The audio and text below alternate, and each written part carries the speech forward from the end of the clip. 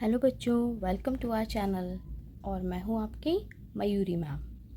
चलिए, तो chemical bonding and molecular structure का हम पार्ट 3 आज करने वाले हैं। और इसका जो हमारा पहला क्वेश्चन है वो आया है नीट 2021 में। ठीक है। BF क्वेश्चन कहता है BF3 is a planar and electron deficient compound.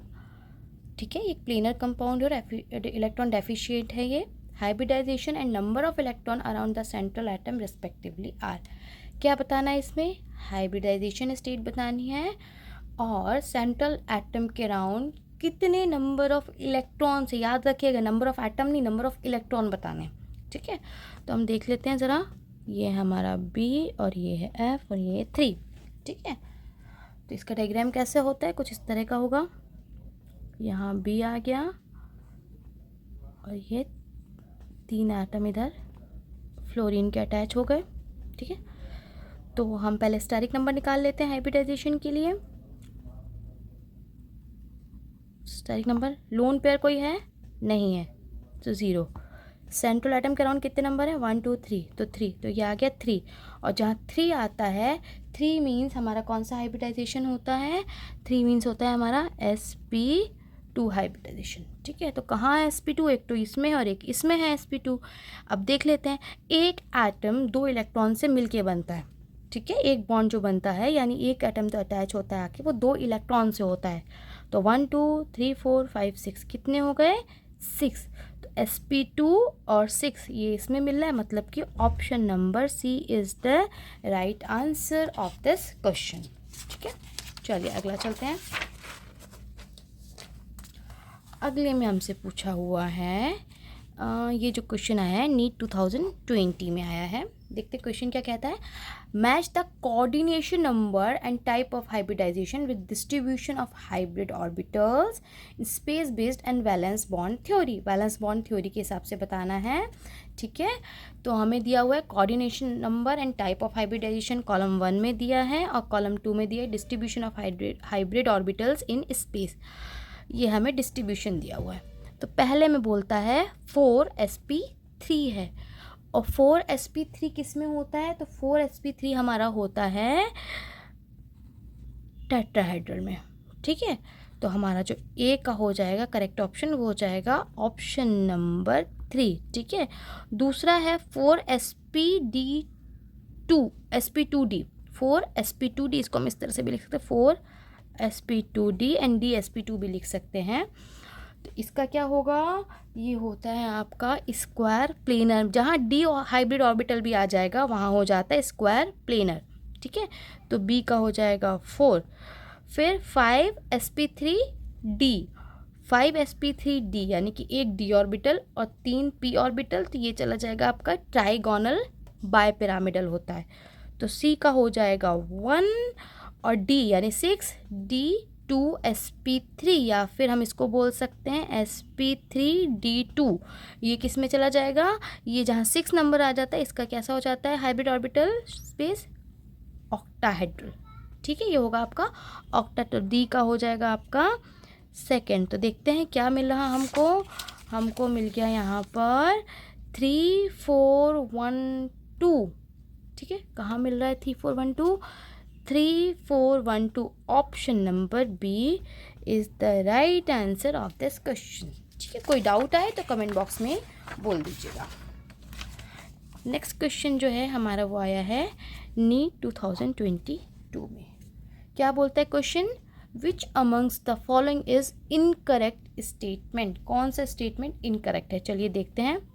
The bond order of O2 plus O2 and O2 minus and O2 2 minus, यानी कि यहाँ हमारे पास 2 इलेक्ट्रॉन कम थे, यहाँ फुलफिल्ड है ऑक्सीजन डायटोमिक, यहाँ हमारे पास 2 एक्स्ट्रा हैं और एक एक्स्ट्रा इलेक्ट्रॉन है, यहाँ 2 एक्स्ट्रा इलेक्ट्रॉन है। ठीक है, इसका बॉन्ड ऑर्डर दिया है तो 2.5 2 1.5 1 रिस्पेक्टिवली। तो जिस तरह से इंक्रीज हो रहा है ना कि नंबर ऑफ इलेक्ट्रॉन हमारे कम से ज़्यादा होते जा रहे हैं, उसका जस्ट अपोजिट यहाँ होता है, बॉन्ड ऑर्डर ज़्यादा से कम हो जाता है। तो ये तो ऑप्शन हमारा करेक्ट हो गया। दूसरा बोलता है C2 molecule has 4 electrons in its 2 degenerated pi molecular orbit. अगर मॉलिक्यूलर ऑर्बिटल थ्योरी से आप इसका कॉन्फ़िगरेशन निकालोगे तो ये किस में जाता है, पाई मॉलिक्यूलर ऑर्बिटल में जाता है। कैसे होगा, C2 यानी कि 6 और 6, 6 + 6 कितने हो गए, 12 हो गए। ठीक है, पहले तो 1s2 आपका इसमें आ जाता है, मैं बता ही देती हूँ आपको। 1s sigma 1s2 sigma anti bonding 1s2। ठीक है, ये हो गया। Then sigma 2s2 sigma anti bonding 2s2 कितने हो गए, 1 2 3 4 5 6 7 8। ठीक है, ये 8 हो गए। इसके बाद किस में जाएगा आपका, इसके बाद जाएगा आप पाई बॉन्ड में, तो ये हो जाएगा आपका पाई 2px2। ये ऑर्बिटल किसके बराबर हो जाता है, ये आपके पाई 2py2 के बराबर होगा। चलिए कितने हो गए, 1 2 3 4 5 6 7 8 9 10 11 12, पूरे 12 हो गए। और किस में जा रहे हैं, लास्टली पाई में जा रहे हैं, तो ये भी करेक्ट हो गया। H2 ion has 1 electron. भैया H के पास कितना होता है, 1, और दूसरे H के पास 1 होता है, टोटल कितने हो गए, 2। अब इस पे आ रहा है H2 और +4 जा रहा है, मतलब किसने 1 इलेक्ट्रॉन डोनेट कर दिया, तो कितना बचा भैया, 1 दे दिया तो 1 ही तो बचा ना, तो ये भी आपका करेक्ट हो गया। लास्ट देख लेते हैं क्या है, O2+ आयन इज डायामैग्नेटिक, इसको चेक कर लेते हैं। सबसे पहले हम बता देते हैं कि डायामैग्नेटिक और पैरामैग्नेटिक क्या होता है। तो डायामैग्नेटिक वो होता है जहाँ पर कोई भी अनपेयर इलेक्ट्रॉन नहीं होगा। डायामैग्नेटिक मतलब, यहाँ से हम इसका मैग्नेटिक नेचर निकालते हैं। डायामैग्नेटिक मतलब नो अनपेयर्ड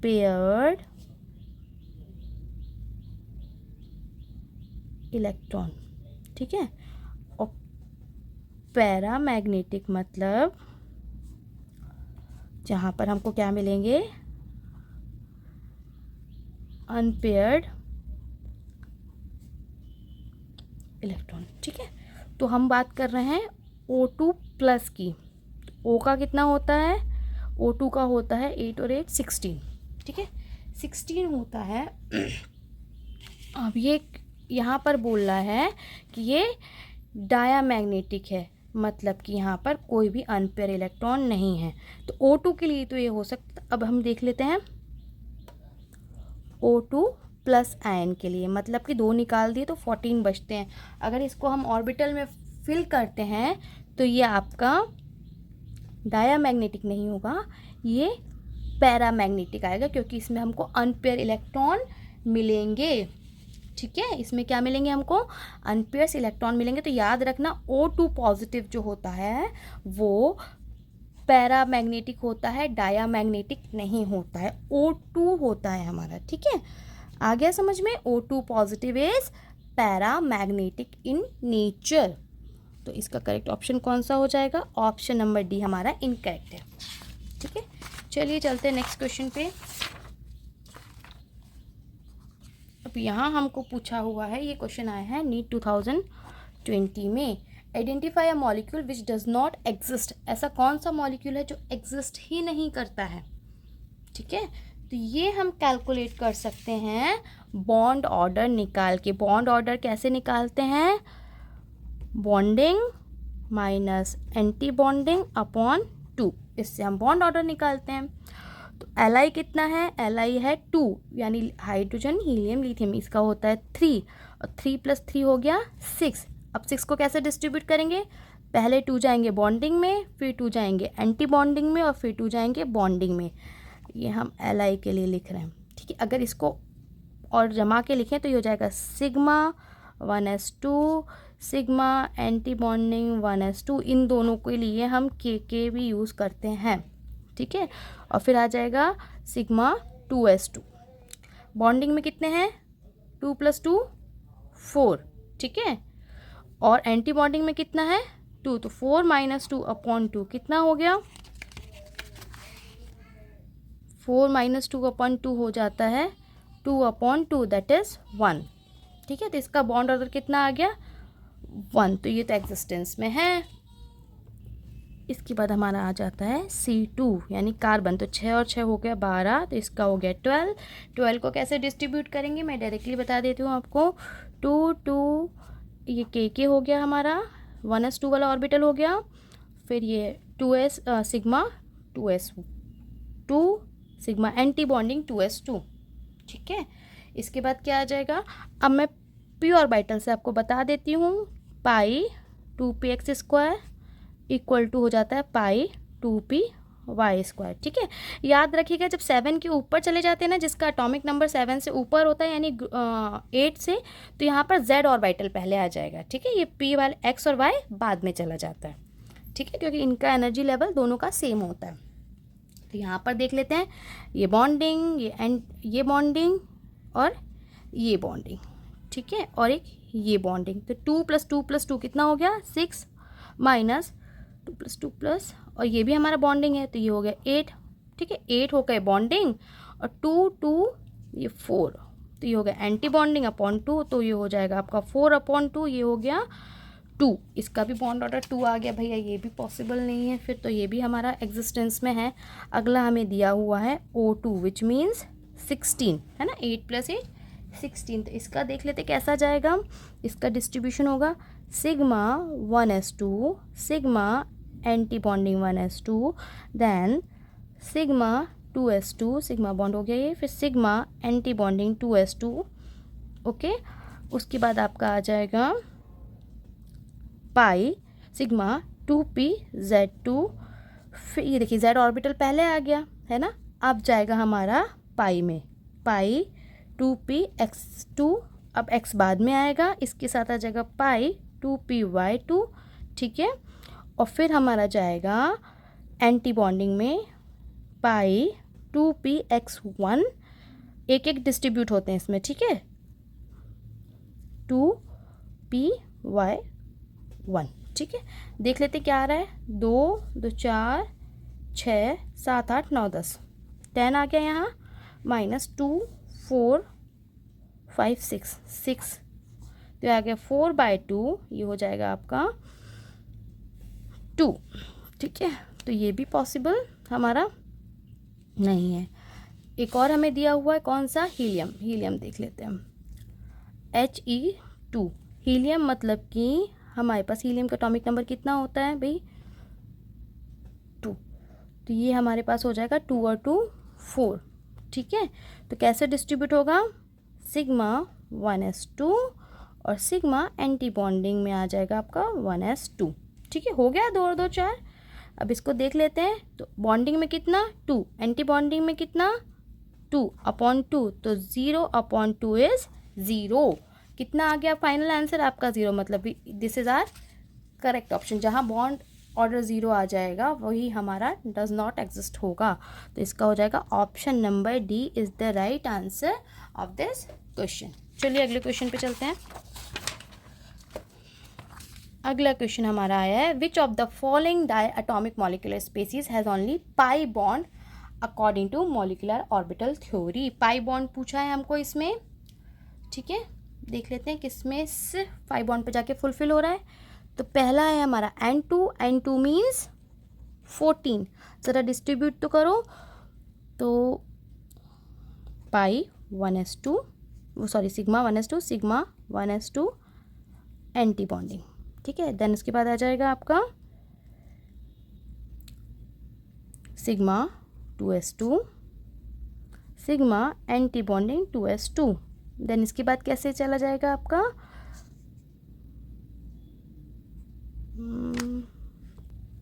ये हो जाएगा आपका पाई 2px2, ये बराबर होगा आपके पाई 2py2 के बराबर हो जाएगा, ठीक है। ये ऑर्बिटल दोनों में एनर्जी सेम होती है।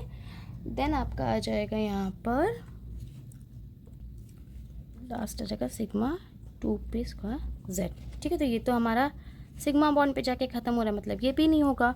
अब कार्बन C2 दिया हुआ है विच मीन्स 12, इसका देख लेते हैं क्या होगा। तो इसका हमारा हो जाएगा कार्बन का के लिख लिया हमने पहले, मतलब 1s2 1s एंटी बॉन्डिंग, फिर आ जाएगा आपका sigma 2s2 sigma anti bonding 2s2, ठीक है। दो तो ये हो गए। इसके बाद हमारा आ जाएगा पाई 2px equal to pi 2p² 1, ठीक है, ये हो गया। तो ये हमारे हो गए 1 2 3 4 5 6 7 8 9 10 11 12, ये हमारा पाई ऑर्बिटल पे जाके फिनिश हो रहा है। मतलब कि ऑप्शन नंबर जो बी है हमारा वो ही इसका करेक्ट आंसर है, ठीक है। अगर यहाँ पे हमें आंसर मिल गया तो फिर आगे सॉल्व करने की ज़रूरत आपको नहीं है, ठीक है। चलिए आगे चलते हैं। अगला जो क्वेश्चन है वो हमारा आया है नीट 2019 में। देखते हैं क्वेश्चन क्या बोलता है। Which of the following is paramagnetic, हमको पूछा है कि कौन सा कंपाउंड पैरामैग्नेटिक है। तो अभी हमने लास्ट डिस्कस किया था कि जो पैरामैग्नेटिक मतलब जिसमें अनपेयर्ड इलेक्ट्रॉन मिलेंगे हमको, और डायमैग्नेटिक मतलब नो अनपेयर्ड इलेक्ट्रॉन। तो हमको पूछा है किस किस में अनपेयर इलेक्ट्रॉन हैं इसमें से। तो भाई N2 में तो नहीं होते हैं, ठीक है। अगर हम देखेंगे N2 में नहीं होते हैं, H2 भी पेयर्ड हो जाता है, Li2 भी हमारा डायमैग्नेटिक होता है, जो O2 है वो पैरामैग्नेटिक होता है, ठीक है। O2 कैसा होता है, पैरामैग्नेटिक इन नेचर होता है, मतलब कि यहाँ पर हमें अनपेयर्ड इलेक्ट्रॉन देखने को मिलते हैं, ओके। रही बात अगर हम लिथियम की करें तो लिथियम डायटोमिक होता है। अगर इसमें देखें तो 2 और 2 3 और 3 6 हो जाएगा। तो ये भी हमारा कैसा होता है, ये हमारा डायमैग्नेटिक होता है, ठीक है। आई बात समझ में। तो आज के लिए इतना ही। होप आपको वीडियो पसंद आई होगी, समझ आया होगा। समझ आया हो तो वीडियो को लाइक शेयर और सब्सक्राइब चैनल को ज़रूर करिएगा। और आपके प्यारे प्यारे से कमेंट्स मिलते हैं बच्चों, बहुत अच्छा लगता है। Thank you for that, thank you.